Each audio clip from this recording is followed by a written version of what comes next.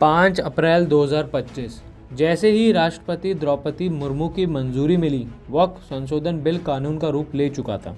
ये वही बिल है जिसे लोकसभा ने 3 अप्रैल को 288 के मुकाबले 232 वोटों से पारित किया था और अगले ही दिन 4 अप्रैल को राज्यसभा ने भी 128 बनाम 95 वोटों से इस पर अपनी मोहर लगा दी थी। लेकिन बिल पास होते ही विवाद भी शुरू हो गया। उसी दिन AIMIM के नेता असदुद्दीन ओवैसी और किशनगंज से कांग्रेस सांसद मोहम्मद जावेद इस कानून को रद्द करवाने की मांग लेकर सीधे सुप्रीम कोर्ट पहुंच गए।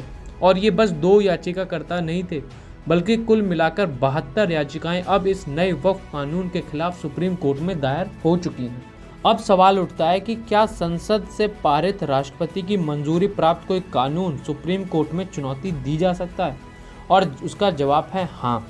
भारत में सुप्रीम कोर्ट संविधान का संरक्षक है। वो किसी भी कानून को असंवैधानिक करार देकर रद्द कर सकता है, लेकिन इसके लिए याचिकाकर्ताओं को यह साबित करना होता है कि उस कानून से संविधान की मूल भावना को ठेस पहुंची है। तो फिर सवाल है कि वक्फ कानून को चुनौती किस आधार पर दी गई है?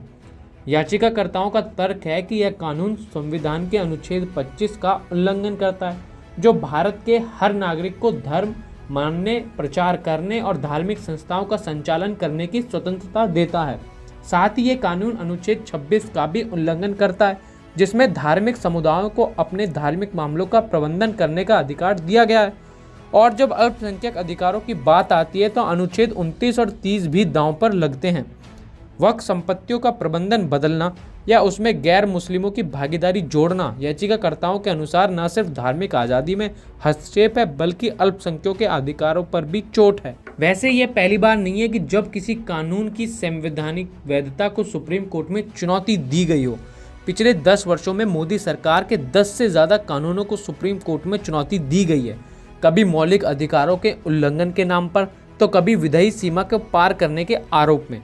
सुप्रीम कोर्ट हमेशा उस बारीक रेखा की रक्षा करता रहा है जो कानून और संविधान के बीच खींची होती है।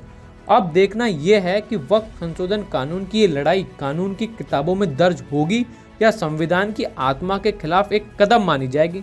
फैसला सुप्रीम कोर्ट करेगा और इंतजार पूरा देश।